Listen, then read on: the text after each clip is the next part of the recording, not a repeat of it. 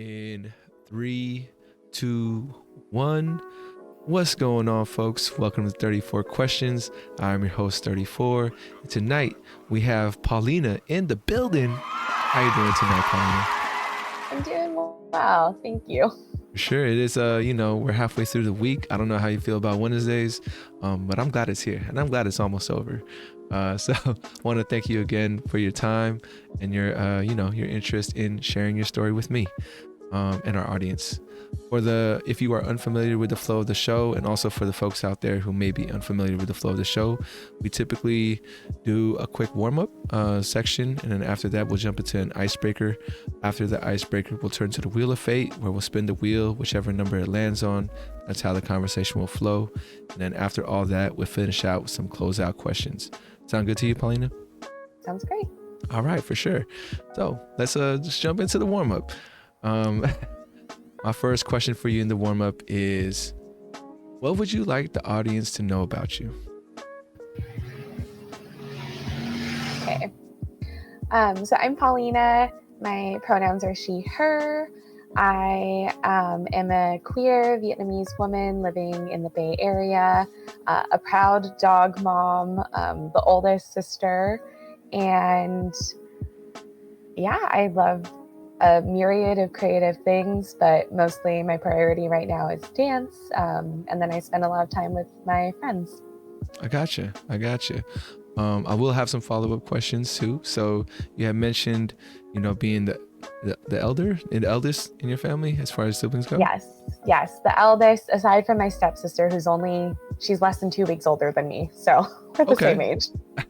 I was going to ask you, like, how has that experience shaped you in a way? Like how much has been being the older sister, like, contributed to your growth? I know for me, I'm an only child, so I feel like being an only child has shaped me in a certain way. So for you being an older sister, how has that kind of affected your life? Yeah, that's a deep question right off the bat, but I'm happy to answer. Sure. I think about this a lot. So I am the oldest of three sisters, not including my lovely stepsister, but we grew up, mainly just the three of us. And there's quite a significant age gap. So there's 8 years between me and my middle sister and 14 between me and my youngest. Gotcha. I would say that the oldest child needing to be the role model is a very real trope. And so a lot of the time was spent trying to make sure I was being a really good role model for my younger sisters. And of course, that's something I was really interested in, but I think it put a lot of pressure on me when I was growing up, especially with such a significant age difference. At times I felt more like a second mom to my sisters than an older sister, which I wish I had felt more like an older sister and felt like we could connect on that level. But I couldn't really do much about that age difference. And then separately, a little bit about my family history. So I come from a family of immigrants from Vietnam, and my mom is one of five, and I'm actually adopted within my mom's side of the family. So my biological aunt adopted me. She's the oldest sister. And then my middle sister is her child, and then my baby sister is adopted from my other biological aunt. So we have also just like a pretty unique family dynamic in that way as well. Yeah, wow, that's. I feel like I have more questions for that, but I will save that. And I got you. I was gonna ask you, do you think because of the age gap, you guys have a stronger relationship? Versus, I feel like sometimes when a lot of siblings that I know in my experience, the closer they are in age, the more, I won't call them issues, but just little more conflicts kind of arise. But yeah, for you, do you feel like since you had those age gaps with your sisters that your relationships turned out better, or there's less of I guess, I don't know. I don't want to assume every sibling rivalry, and since I never had siblings, I don't know this, but there's more competition, or like the way our growing up, it almost feels like, okay, I see there's a lot of teasing, there's a lot of bullying from older to younger and all that stuff when you're closer in age.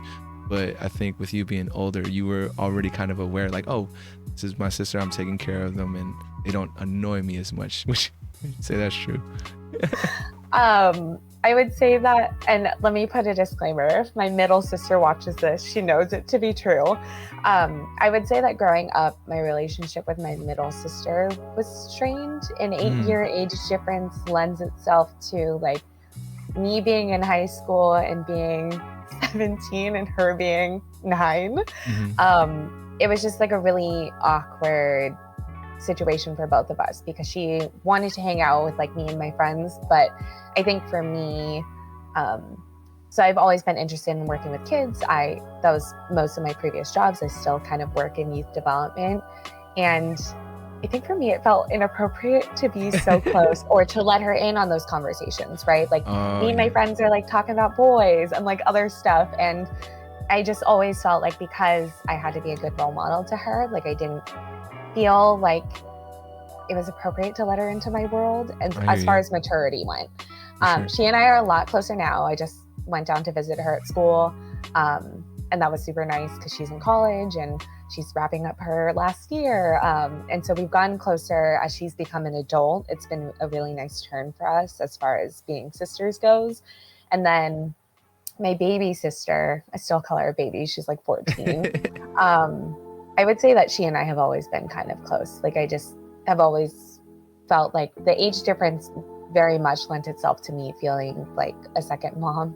And so I've just always kind of been her protector. I will say that living outside of the house while she's really going through high school, right? We're not as close as I'd like to be just because I'm not home and I don't have the proximity. But yeah, growing up, it was maybe a little bit more flipped, right? Like I was closer with my baby sister, and my middle sister and I weren't as close. But now that the middle one is an adult, we feel a little bit closer in terms of relevance of what we can talk about. I feel you. And before we move on to the next question, I forgot to ask you the question that's most important to me. But I just wanted to ask you how you've been. You've been doing well. You've been doing great. How you been lately, Paulina? Yeah, I have been all over the place. I don't know about you, but October has been really wild for me between like work and dance commitments and just general stuff happening in life. I don't like to answer with like, I'm okay and like lie.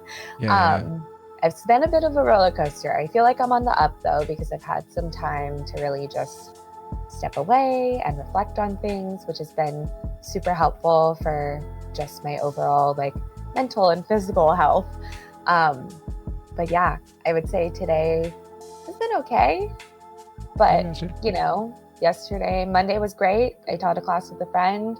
The weekend was pretty nice. So yeah, lately things have been slowing down. I'm feeling that like hibernation that comes with fall, which is a really nice rest period for me because I'm used to just kind of going. I got you. I was going to ask you, you had mentioned working in youth development.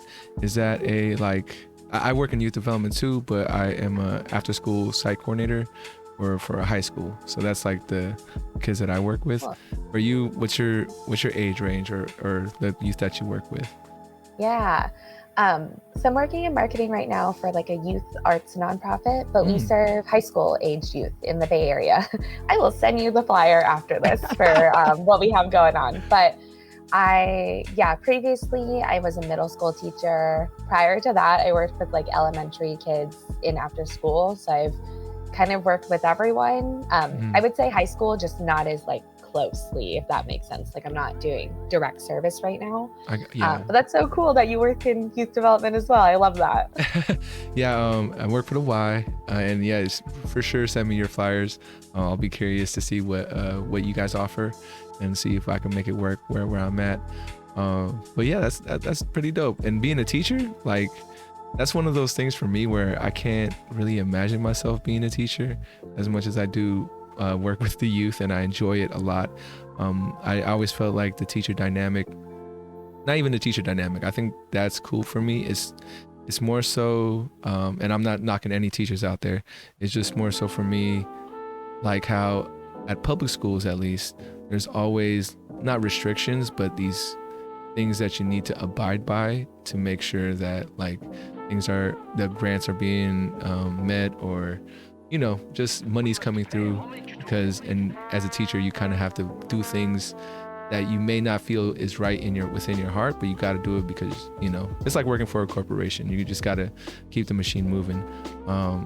For you, like let me ask you, what kind of inspired you to get into teaching, and why did you make that switch out of it, if you don't mind me asking? Yeah. I've always loved working with kids. After school was like definitely, I feel like after school was a really great fit for me, because you kind of get to work with them at a time of day that they get to decompress, and they get to kind of just like be themselves, maybe for the first time in the day. And so I had worked in an AmeriCorps program for a couple years out of college. And then I was like, okay, I need to figure out what my next step is. And a position opened up at a charter school. So I have a bit of an unconventional teaching background. I'm not credentialed. I had what Santa Clara County, and I'm sure other counties, call a provisional internship permit, which basically allows you, if you have a bachelor's and basically the school really wants to hire you, they allow you to work on this permit. And so for the close to 2 years I was teaching, I was on this permit. Charter school, I taught an elective course called Leadership and Social Change, and I created my entire curriculum for it. I got to work with sixth graders, and as much as people like to hate on middle schoolers, I love sixth graders. Seventh graders, not my favorite, but sixth graders are wonderful. And so I think at the time when I was teaching, it was just a really good fit between like how much I loved working with kids. It gave me a little bit of creative flexibility in terms of planning my own curriculum, though other people are like, that's terrible. Why would you want to put in that much work? But the subject matter was really interesting to me, right? Like being able to lead a class where I really just talked about leadership and social change. For me, I'm really plugged in terms of social change. And so it was important for me. And I think being able to educate youth in a school system on those topics is hard to come by almost, right? Like you have teachers who try to add into their curriculum, and then sometimes schools and the way they work in terms of like bureaucracy and parents and politics, right? There isn't space for that. And so we did a lot of like identity work and things like that. And I loved it. My second year of teaching was 2019 to 2020. And so we switched into virtual school, and the county decided that my permit was going to expire before the end of the school year. And I wasn't in a place to be able to get a credential, if that makes sense. Like I wasn't ready to enroll in school. I've never been the kind of person who does both school and work well at the same time. I think my brain just has a hard time doing both. And so it was heartbreaking because I had to leave my kids before the end of the school year, which sucked because we were in pandemic and it was virtual and I didn't know if I was going to see them. And yeah, I think if I had the option to stay through the end of the school year or had an option to finish out a third year, I would have. The school I taught at assigns you a mentor group. And so I had my kids in my mentor group since sixth grade, and I would have liked to finish eighth grade with them. And that just didn't happen. But I did get to go to their eighth grade promotion. So I got to see a lot of them in person and hug them and congratulate them on being able to finish middle school. And after that, because I had nonprofit experience, it felt like a natural progression to just transfer out and go back into nonprofit work. I worked in housing for a little bit. That was a very quick 6-month stint. Housing is really intense. And I think because of my lack of experience and maybe just stepping into a role, it was really hard for me. And so I switched into a different nonprofit doing like managing youth programs and stuff like that as well, which kind of led me into this nonprofit. But yeah, I miss working with my students. They still try to follow me on Instagram. And because because of the nature of how I dance, I'm just like, we're gonna wait until you're 18. Like, I love you and I want to know how you're doing, but I also still feel that like I don't have the time to have that conversation with you about boundaries and like appropriateness. And so, yeah, I do miss teaching, but teaching is really not for the faint of heart, for sure. Like, I have friends who taught through the pandemic and are still teaching, and I feel like everyone's pretty burnt out. So, yeah. For sure. A lot of the teachers that I think I work with, I think this year's been a good upswing. You know, like we talk about being a roller coaster sometimes. I think this year's been great. It's my journey in youth development. It took me a long time to figure out that's what I really wanted to do. Like, I was jumping from job to job a lot. Wait a second. You're fine. But yeah, I was jumping from job to job a lot, and the job I'm at currently, I had to come back to. Like, I had left it in 2017, and then after a few more tries at different dreams, I was like, I need to get back to the kids. So I've been fortunate enough to get back there. There was one difficult job where I feel like was the closest to teaching, and I was a behavioral specialist. I don't know if you've heard of that position before. Yes. And yeah, that is a hard job from what I have heard. It is. That's all I can really say about it. But that experience for sure, I think it was right before I came back to the high school I'm at right now. And I remember telling myself, like, okay, I know after COVID and quarantine, I was like, I want to get back into youth work. And this was like, okay, it was one of those jobs, like, they'll hire you, right? So I got hired on, and it was very different from the dynamic I'm used to, as far as like here as an after school person. I like you said, you get to see them in a different way. You don't see them in the classroom. They don't have the same anxiety and stresses. So it is really just like looking out for them, providing cool things for them to do. So that's what I enjoy about my job. But being a behavioral specialist in a classroom, especially working with classrooms that are like, the classroom I worked in only had 4 kids. And it was very like, individualized. And for me, it was really tough to like get over what's called, and this isn't a knock on the kids at all, but what I was struggling with is like coming up with, like, being with a kid that seemed to have the same, I guess, mentality or the same perspective on their struggle every single day, and you can't really see a way for them to improve. And I think sometimes if students can't get the support that they need, then they're stuck in this, like, in the system. In my mind, that's what I'd call it. And the system just wants to push them out. Like, okay, we're just watching them, but we're not really helping them. And that really got to me, I guess. But it is a tough position to be in. I think there's a lot of behavior specialists out there who probably try the best they can. At the time, my bosses were telling me, like, look, the best thing you can do is learn how not to equate your self-worth or how you view your capabilities as a behavior specialist with how a student progresses. Because even though they don't progress, that doesn't mean you're not doing a great job. And I think I just couldn't get over that. And I was like, I really want to help these kids, and I don't feel like I am. And I had to, and then I got the opportunity to come back to the school I'm at right now, and things worked out, but I know how tough it can be in the classroom. You mentioned 6th grade, and for the longest, until I got more older, I thought 6th grade was the most influential year of my life. So if you felt that way with your kids, I'm sure, they whatever you were teaching them at the time. And I was going to ask you, like, what big social change were you trying to, like, share with them, or what did you want to inspire them to do at that time?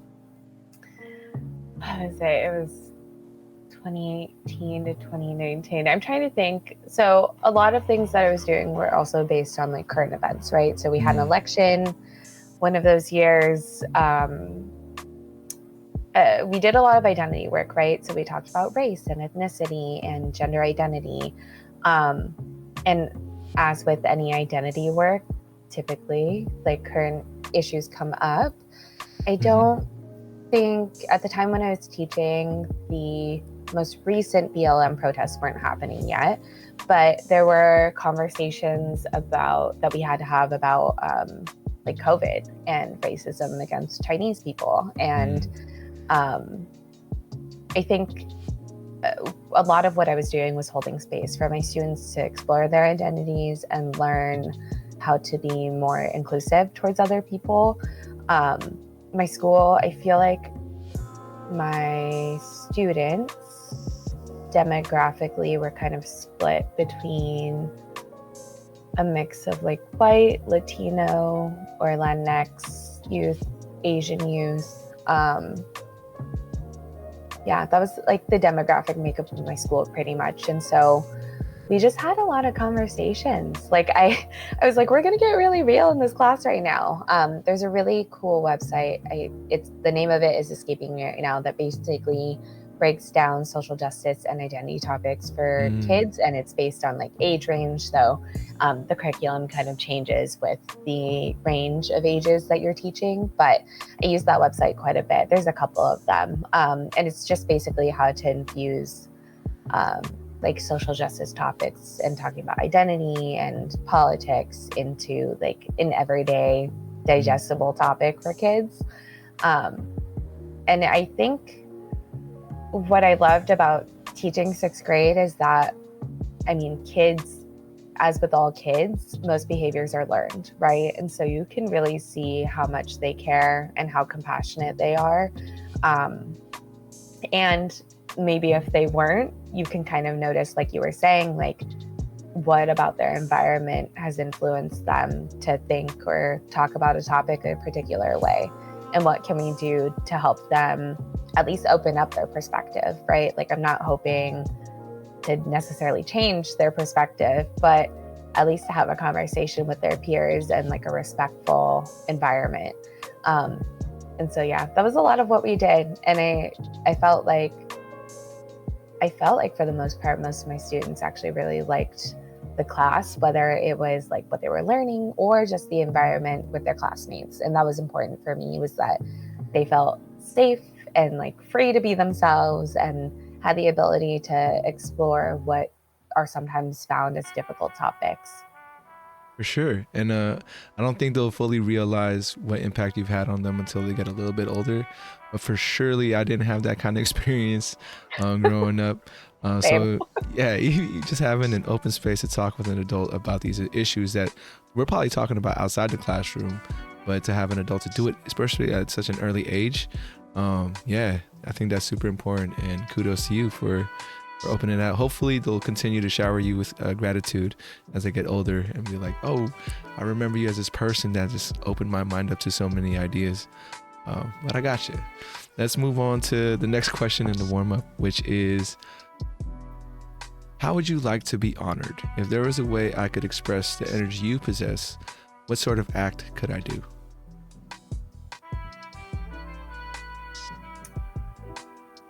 Ooh, that's a good question. I think something that I've been learning in the past few years has been that I need to be less afraid of just being myself and being authentically myself in all spaces, right? Whether that's with my friends, whether that's with my family, whether that's in the workplace, how I present myself online.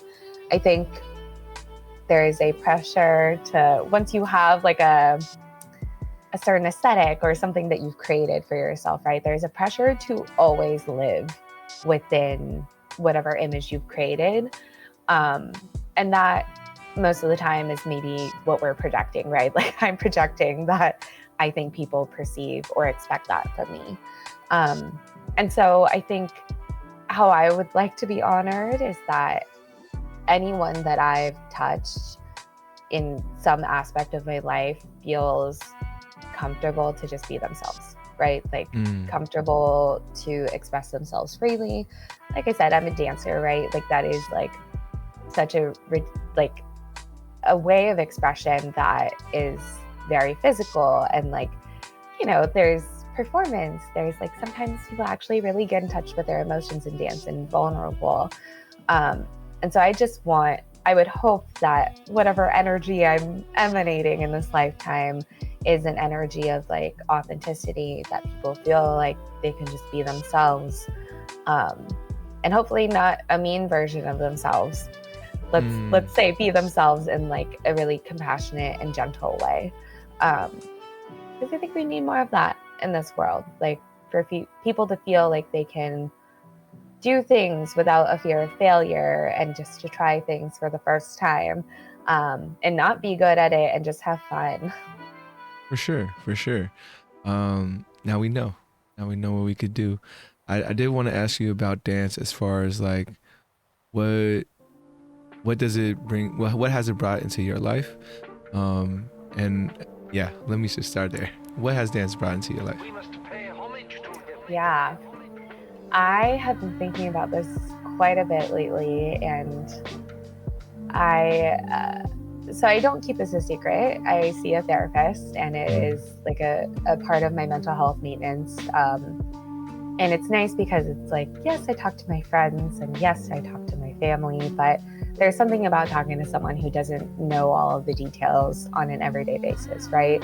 And so we're actually talking today about how lately I've been feeling really accomplished, as far as dance goes. Like, I'm in a place with dance that I actually really never first saw myself being in terms of like directing a team and teaching classes, and just having fun and feeling good, right?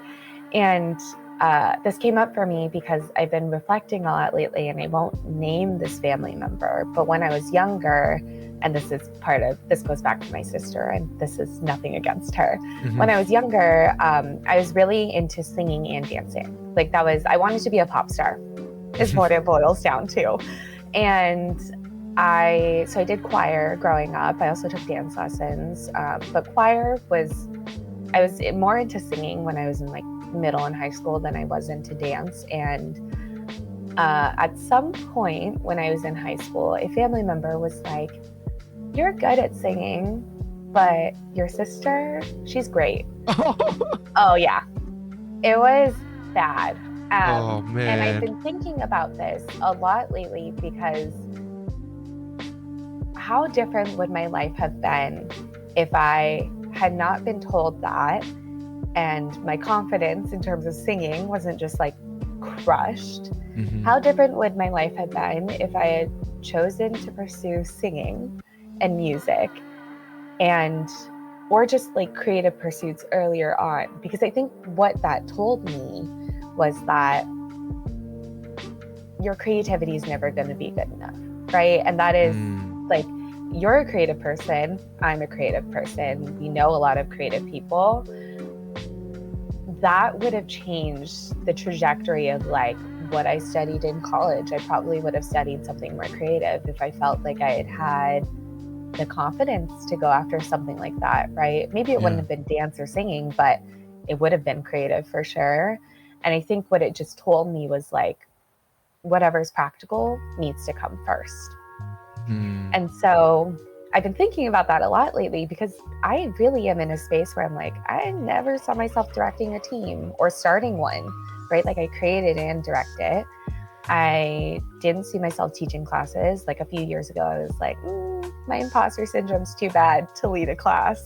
And I'm doing all these things that feel good and feel true to like who I am, and they're creative, right?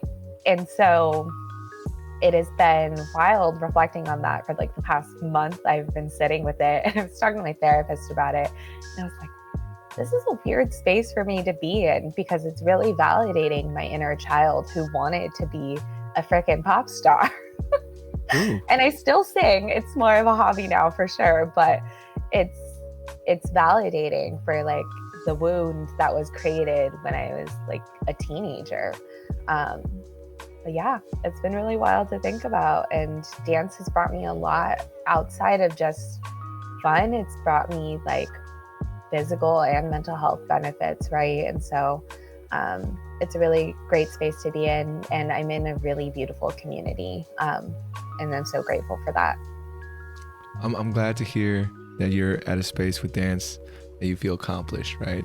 I think that's tough for a lot of folks just to even feel that way. But I hear you with with the change of trajectory, right? Like you wanted to be a pop star. I wanted to be a rap star growing up. That was like my first dream. I pursued that from like 12 years old to 27. And then at 27, my dad was like, "You're not famous. What are you going to do with the rest of your life?" And I'm like, and I was no. like, and well, you need that check sometimes, that gut check. And yes, but that changed a lot for me, right? Like, I think I learned for sure at that time. So after my dad told me that, I was like, all right, let me still be creative and try to do something and try to create a clothing brand. That didn't really work out, but one of the biggest lessons I learned from trying to be a rapper and not making it was that you don't have to hold on to something if you don't feel like it's if you can be real with yourself. I think with the rap part of my life, I was very like, oh, it's gonna happen, like I know I'm good, but I wasn't putting the work necessary to make it, right? I was thinking I just need to make one great album or like even just one hit to get some traction, and then I'm gonna make it, versus being out there and doing shows and trying to network and I was not that guy. I had this thinking that, oh, I'm gonna make it because my songs are so great. But yeah, it never worked out. And then with the clothing brand, similar thing. And you were kind of talking about how I think you had mentioned the perception of how people see you, and then you try to almost like live up to that or become that because this is what people think of you. Happened really strongly with me during the clothing brand phase. I think I was introducing myself by saying like, oh, hi, I'm Jan, and I have a clothing brand called Hella Hungry or whatever. And I did that so often because I was in these situations where I had to be that way, where it felt really bad for me. I was like, I'm not just this person who created Hella Hungry, and I don't really want to tell people that. I want to keep that to myself, and hopefully people vibe with it naturally. So those two dreams kind of I had to move on from, which led me to this though, which really got me reflecting on like why was rap really important to me? Why was being creative really important to me? And how can I create something that I feel like isn't for me and really for everybody else? And those experiences kind of helped me build this platform. And yeah, I think it's one of those things for me where I don't think I've gotten to a place where I feel accomplished in my spaces, but I do feel like I got to a point where, when people say things happen for a reason or everything's gonna make sense, I'm getting closer to that feeling of feeling like, okay, things are making sense now a little bit. But yeah, I hear you. And sorry, I would say more, but we got to move on to this last question of the warm-up, which is, on a scale from 1 to 10, how well do you know yourself? Give it a 9. I'll give it a 9 because I am constantly learning new things about myself, whether that's just like from my own self-reflection. I've been getting really into like astrology and tarot lately, and I use it mostly as a tool for self-reflection. And I think that helps me to understand a lot about my like desires and thoughts, and just how I have the power to take action over things, and then also how I might be complicit in my own suffering in ways, if that makes sense. It does. And yes. Yeah, 100%. For sure. And then I think outside of that, when I interact with my like friends and family, right? Like I learn more about myself as far as they've seen a lot of different versions of me growing up, and how much I've grown and changed in terms of just like what I'm proud of, who I want to be, what are my goals currently in life, or what's going on currently in my life, and then based on who they have known me as, right? It's really nice to be able to chat with them. So I feel like I'm constantly learning about myself through just like everyday actions. I gotcha. I was gonna let me ask you, when's the last time you surprised yourself? You're like, oh, that's me, I can do that. Surprised myself. It's okay if you don't have one, but just wanted to ask. I feel like doing this, I would say that I am a very public person, and I don't mind I'm pretty extroverted.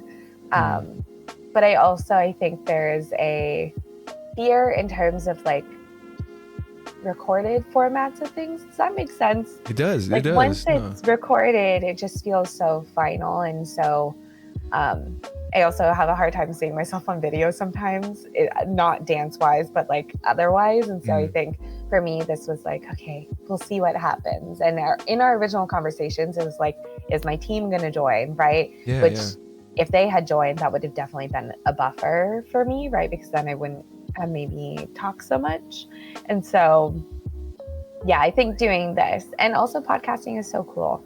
I love what you're doing. And I think this is a little bit of a surprise for me because I was like, okay, I'm actually going to do the thing. I'm going to follow through. It's different from like my everyday life, and we'll see what happens. For sure. And I definitely appreciate you overcoming those barriers, I would say. I know not everyone's comfortable being recorded. I've asked a lot of friends and family, and they're very like, I would say that's a very normal feeling of like, I don't want to be recorded. And it's really hard to hear your own voice sometimes or see yourself on camera. So I definitely appreciate when folks are open to it. And yeah, I mean, I think that like this space does kind of challenge folks to be more open at times, because it's just a straight one-on-one conversation, sometimes with a stranger, especially if they don't know me already. And it's what I like about it for sure is that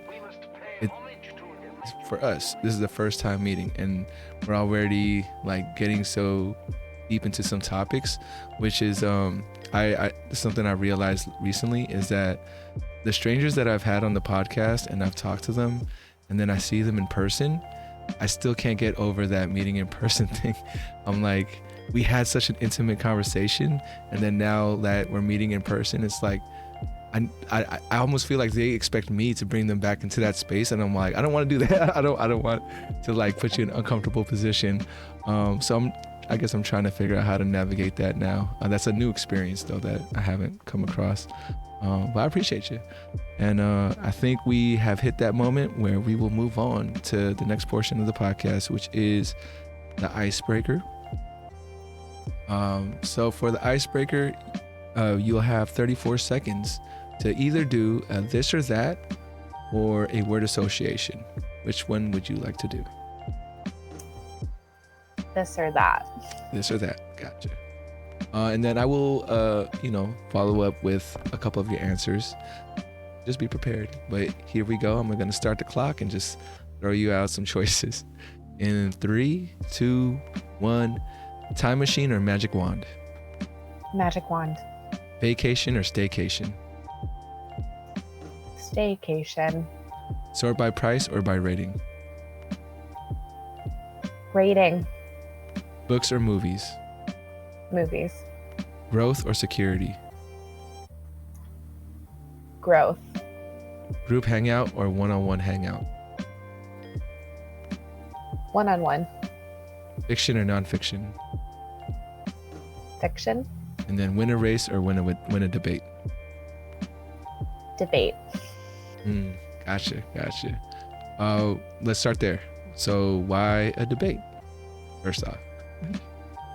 Yes. I think I was raised to be able to have a strong opinion, though having a strong opinion does not mean that your opinion can't change when you learn new things. And so, yeah, a debate I have always been a very strong-willed, outspoken person. And so I think of the two, a debate seems more intriguing to me. I love talking, but I also love writing. And so I think the idea of being able to put your thoughts into like a format where you're getting to have a dialogue with someone is really interesting to me. I gotcha. Do you feel like there's an opinion that you have that you've had to, I want to say defend, but definitely just put your 2 cents in a lot of the time, or you feel like it comes up a lot, it seems, and like, you almost get into a debate because of this opinion? Yeah. I would say that, I mean, there's a ton to choose from where I have really strong opinions, but I gotcha. in the dance community, it's what artists you shouldn't be dancing to, or just supporting. And that is one where there's like no room for changing my mind about it, just because it ties in so strongly to survivors and sticking up for other people. So yeah, I would say that's a strong one. For sure. And then the other one I wanted to follow up on was growth or security. I think this is I'm 33 and it's definitely been creeping in my mind, like which one I'd rather do. I think I'm still very much so in the mindset of growth. Like, I don't know why. I don't know if I'm scared of security, but it's more so like, if I'm going to choose anything or between those two, I'm going for growth. It lends more, I guess, possibilities. And yeah. So for you, why did you choose growth? Yeah, I feel like I've always been a lifelong learner. And that is probably in every aspect of my life. And the idea of reaching like whatever the idealized final destination of like, here's my house and here's just my family and the picture perfect like dogs and kids and things like that doesn't really interest me. Like I do, so family for me is like friends and family, right? Like my friends are an extension of family.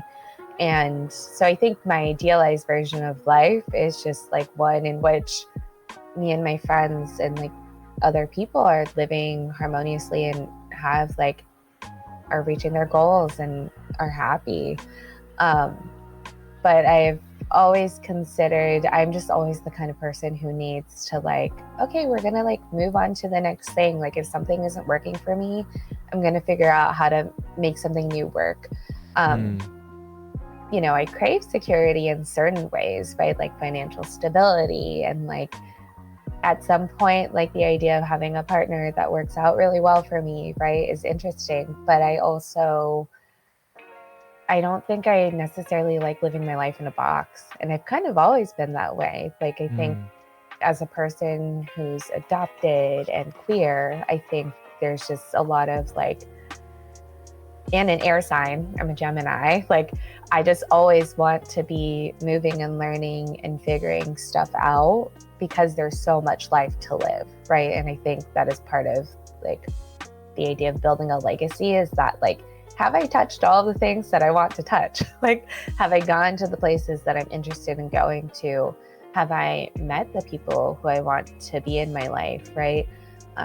Those are all really interesting things to me, and I'm thinking about them pretty much all the time, as far as like, I don't really like to be stagnant. So growth is definitely important to me. I hear that. Totally relatable, Paulina. All right. Well, just a heads up, we have about 15-ish minutes left in the podcast. So definitely want to make sure to thank you again for coming by. I hope you're having fun.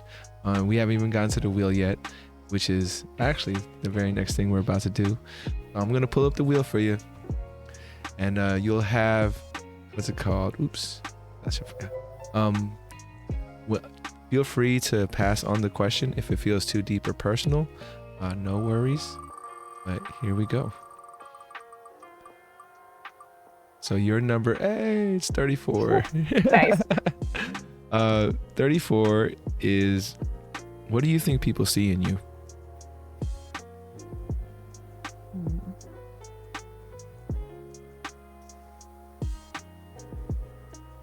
I think the first thing people see is that I'm confident. Like I would say that that's just like from the outside looking in. I think that is probably the general perception of me. And then when people get to know me, they understand that I'm like deeply sensitive, and I care about a lot of things. And I think sometimes those are two very opposing views of a person, right? Like when you see someone as being confident, maybe your perception is that they don't care, like they're just going to be who they are, and not care about what other people think. But in reality, I'm confident and I really care about what other people think. I'm like super deeply sensitive about a lot of things, which is why the debate one is so heavy for me, right? Like I have strong opinions about things, and I think I have like a very unwavering faith in things as well. And so, yeah, I think people would probably say confidence, but also like sensitive and compassionate would be the other ones. And then I think it comes out when you get to know me more. I'm a nerd. Like there are certain things that like once I decide that that's something I really want to learn about, I will learn everything about. I went through a very heavy like Greek mythology phase when I was in middle and high school. I hear that. Yeah. And you know, Harry Potter and like all of these other things. Like right now I said it's astrology and tarot. Like I just bought a bunch of books to just learn more and see what it's about. But I think that nerdiness translates into also maybe people perceiving me as being the kind of person who wants to do things really well, which is also really true. Like I don't think I probably wouldn't have started the dance team that I have if I wasn't feeling like I could confidently lead a group of people. But yeah, confidence, For sensitivity, sure. compassion, nerd. I gotcha. You know, the thing about being a nerd is that I didn't know like being really into some like a certain topic or subject makes you a nerd. I thought everybody was like that. We have our interests. Like I don't know. Like people who, you know, the typical jock, right? You're a nerd for the sport that you play. Whatever. Like, you know, we're all kind of nerds. But I have had that where, you know, just this was somebody in college that probably had this conception of who I was, and then when they stepped into my room and seen my like Power Ranger figurines and stuff, they're like, "Oh, you're a nerd," and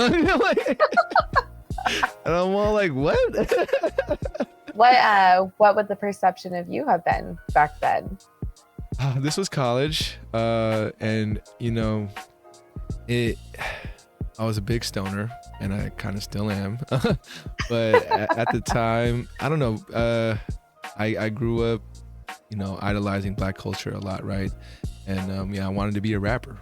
So I feel like the perception of me at that time was like, even to this day, some people that don't know me or like will see me and see how I act will assume that I'm quote unquote hood or like, you know, something like that. Even though my closest friends will say, Janet's not hood. And I get it, but I think it's because I have embraced Black culture a lot in my life, and I'm a big hip hop head, and you know the terminology and slang I use lends itself to the Black community. That and so people will think I'm a certain type of way in that sense, but then when they really get to know me, like, you know, I think I'm a peaceful dude. I guess I don't know. And one thing for me is that like I feel sort of, I'm not going to say estranged or detached. I feel like those aren't the right words. But I don't feel as close to my Filipino culture as I think some people might think. You know, if I feel very American, if anything. And it does feel I feel disappointed in myself sometimes that I feel that way. And I think this podcast is a part of me trying to, you know, try to mend a lot of that feeling for me, where I feel kind of, I'm not close to my family in the Philippines, and I don't have those connections out there that I feel like I should. But yeah, so that was probably the perception people had of me. Like, you step into my room, I'm very artsy, creative, and I like to think kind of out there when people might think I'm more reserved. But yeah, like when you met me at the event, like a lot of the folks that were there were very surprised to know that I was emceeing. Like, we know you as this quiet guy, and But in my mind, it's like, I want to be a rapper. I have a podcast. Like, I am this person that wants to host and wants to make people feel good and create energy, right? So yeah, that also, I think, changed people's perceptions of me, or they would come up and be like, you were funny. I didn't know you could be like that, I guess. Well, in my mind, that's exactly who I am. But yeah, thank you for asking that. And I think we have time for one more spin, so I'm gonna go for it if you don't mind. Yeah, sure. Here we go. Oh, don't tell me. I'm gonna do it one more time. I should have a prize for when it lands on 34, but I don't just yet. Oh, come on.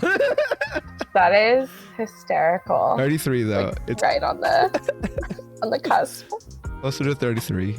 This one is, what is your favorite thing about yourself?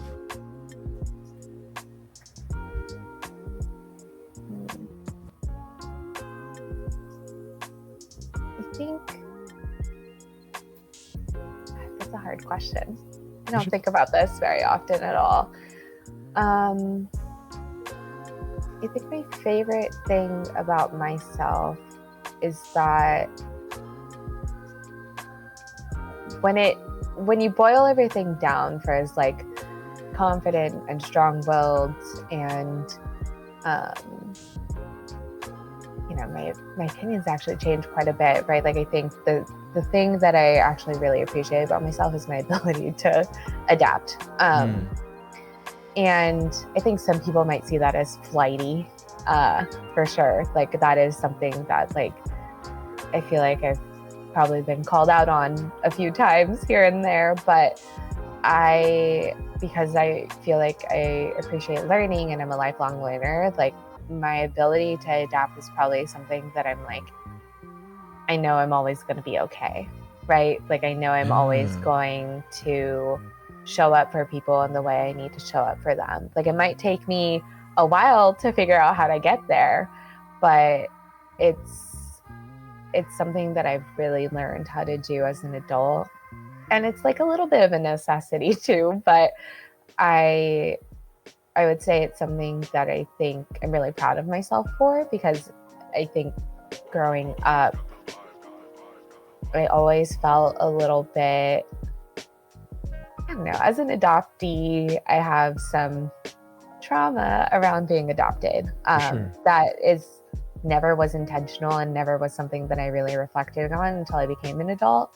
And I would say that I used to be such a people pleaser. I would do everything in my power to make sure that people around me felt good around me and were okay, and that I was like fitting into their expectation and perception of me. And as an adult, the ability to adapt and figure out, like, no, I just need to be myself.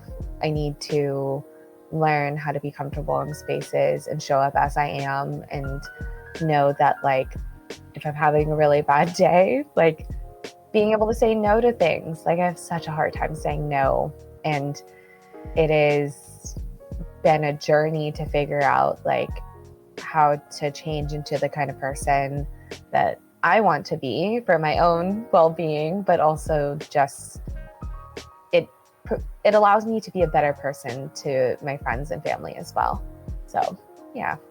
For sure. I think even just the inner dialogue of I can figure it out versus I can't figure it out, or like, just having that confidence, it's huge. I think I have that same kind of, I don't know if it's a good or bad thing, but yeah, I believe whatever's thrown at me, I'm gonna be able to handle. And yeah, I don't know if I'm just in denial, but it is something that I feel like it allows me to take risks. Like, I talked about jumping jobs. Pretty much I've had like 20 jobs in 10 years because I was never afraid of like, I can do it. I can figure it out. And they weren't careers. They were definitely just jobs. But yeah, I think if you have that feeling in there, you can be more open to making decisions, versus if I told myself, I'm not going to be able to do it, I probably would have stayed at a job that I wasn't happy at, because I was like, afraid of trying something different or new, or thinking that I wasn't going to be able to do it. But yeah, so having that, I'm sure, is going to push you further into the adventure you're on, to greater journeys or greater adventures. All right, Paulina, we have made it to the closeout portion of the podcast. But before that, there's a quick exercise I would like to ask you to try out with me. It's called the 34th mantra. You have the phrase, I am, I can, I will. So I am blank. Oh, I can blank. I will blank. Take a second to think about what you would like to say. And when you're ready, let me know so I can pull up the universe. So go ahead. Okay, just to, I am, I can, I will. Correct. When you're, let me know when you're ready. Oop. Yeah, I'm ready. It's all okay. Right. Here you go. Speak it out to the universe. I am whole. I can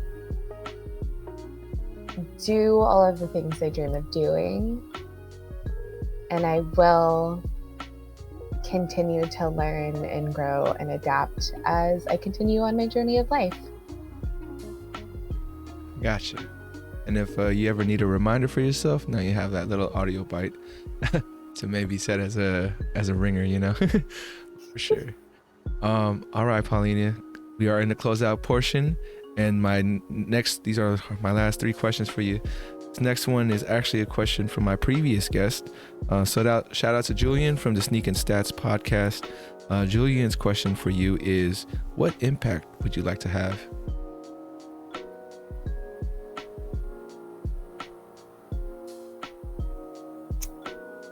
I think right now my journey is heavily focused on being in touch with my sensuality, and that is not just in dance, but I think I'd like to think of it as just an overall awareness of how I'm moving through life, right? Because life gets really hard, and sometimes we're just like going through it, going with emotions.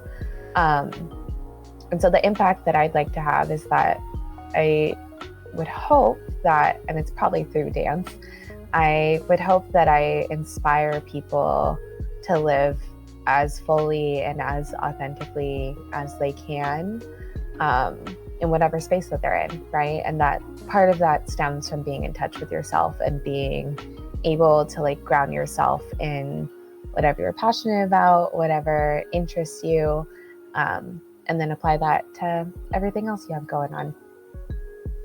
Gotcha. My second to last question for you is, what would you like to ask the next guest on 34 Questions?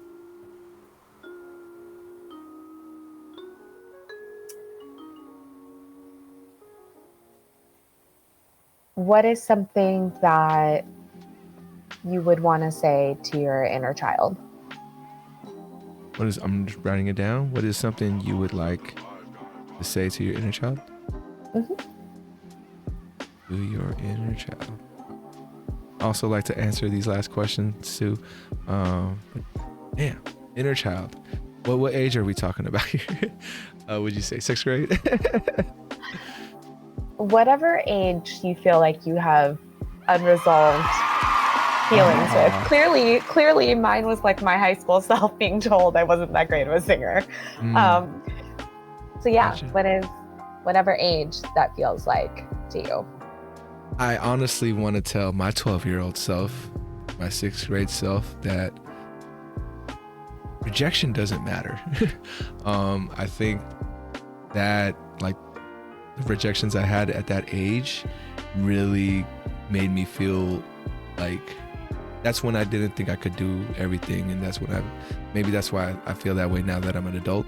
But for sure, just focusing on like the negative aspects of trying, and like what if things fail, was like, I don't know, from 12 to 18, I call that my like Great Depression era. But also, and I don't know if I should just, chalk it up to teenage angst, but it was a very tough time for me to feel any kind of confidence. And it didn't take until I got into college to feel like, oh, things are different and I can be different.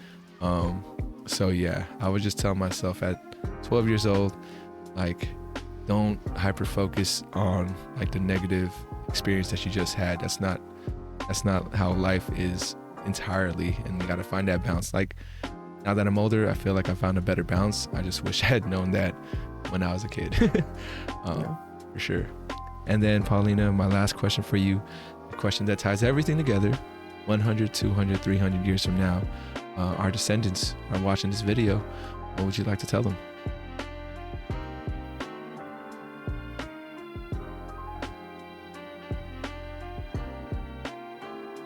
It's okay to not be okay. It's okay to fail when you try something or to not be good at something. It's okay to celebrate your successes as much as you grieve in your losses and failures. But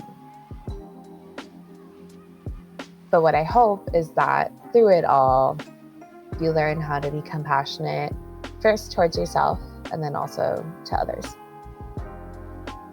I hear you. We hear you. And is there anything else you'd like to add before we head out of here? Thank you so much for having me. This was a delightful conversation. I feel like even with your closest friends, it's not often that you have a direct one-to-one conversation about these things. So thanks for having me. For sure, Paulina. Thank you again for coming by.